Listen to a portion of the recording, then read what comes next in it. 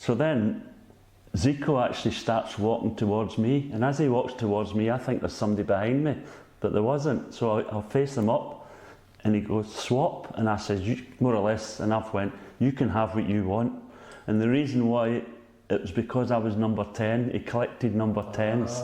So when I get back into the dressing room with the shirt number 10, I'm going, nah.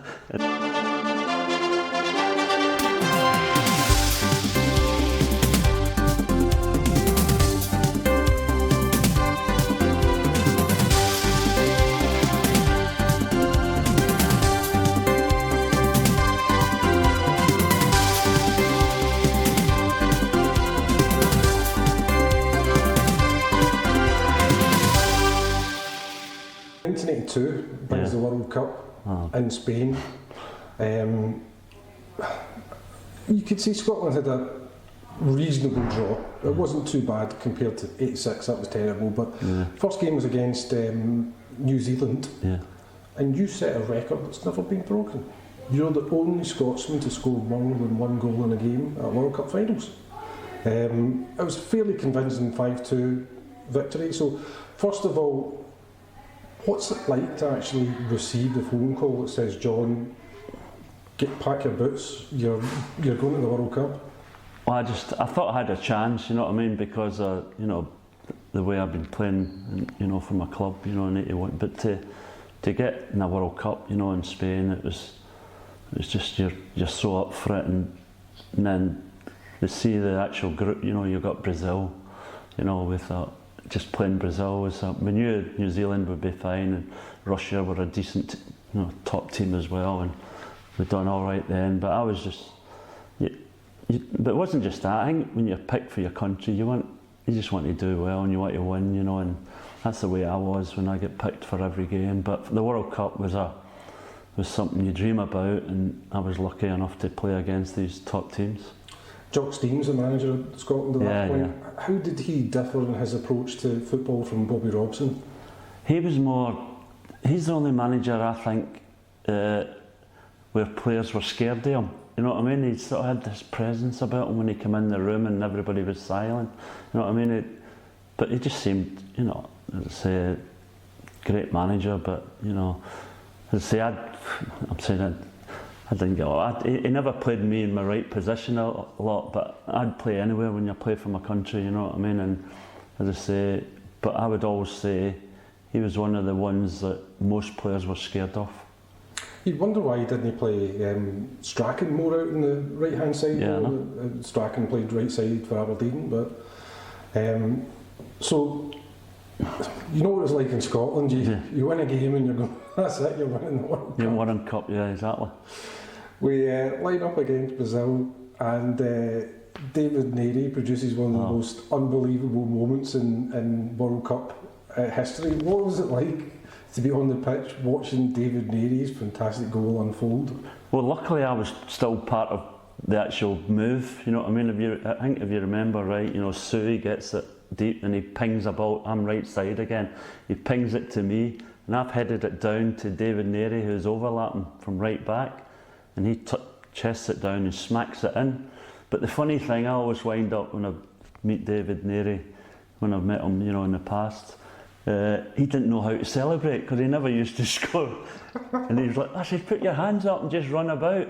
But it was one of the best goals I've seen. And the thing was, like, we scored, you know, we scored first, and basically we got them annoyed, you know, and they came at us and they were unbelievable in the second half. You know what I mean? Was there any sympathy for poor Alan Rough that basically just became a passenger to some of the goals? I mean, you're up against players like Junior, Falcao, Socrates, Zico, Eder.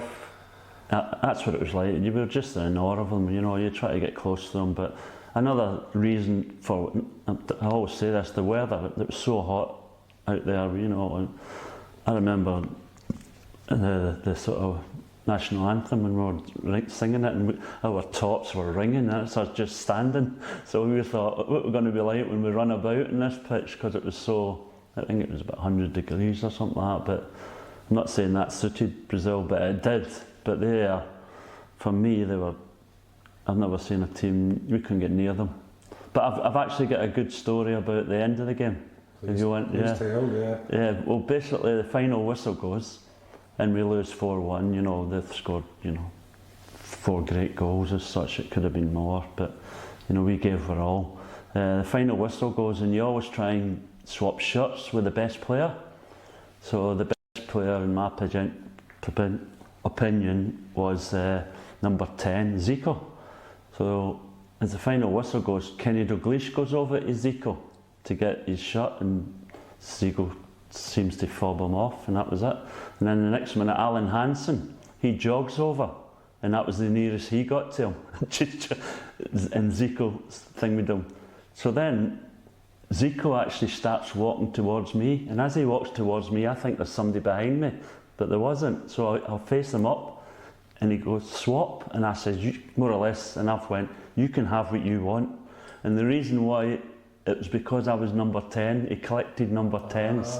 So when I get back into the dressing room with the shirt number 10, I'm going, nah, and Dalglish, and it was just, as I say, but then I gave the shirt away for a charity in Ipswich, and it made a lot of money. But that was one of the little things that came from that game. Maybe there's a number 10 Scotland shirt that's hanging up somewhere in Brazil. Correct, yeah, but it's just a nice little touch. Well, we still had a chance of qualifying. Yeah. The Soviet Union were up next, and it was just Scotland in a nutshell. Yes. So one player we should touch on, one of the centre halves for the Soviet Union was Sergei Baltacha, and he's going to become a teammate with you at Ipswich. We'll talk about him in a bit. But we score first, Jordan scores, and then everything collapsed. What was your recollection of an unfortunate meeting between Hansen and Milner? I know, that shouldn't happen. It shouldn't happen at that level, personally. You know what I mean? It's like, how can you get 2 players bumping into each other, and you've got to talk and say, this is my ball, your ball, whatever. But you shouldn't. It was like a Sunday morning goal, wasn't it? You know, you don't expect that. But as I said, I thought they were a decent team. You know, Soviet Union, you know, they were a top team and the top players.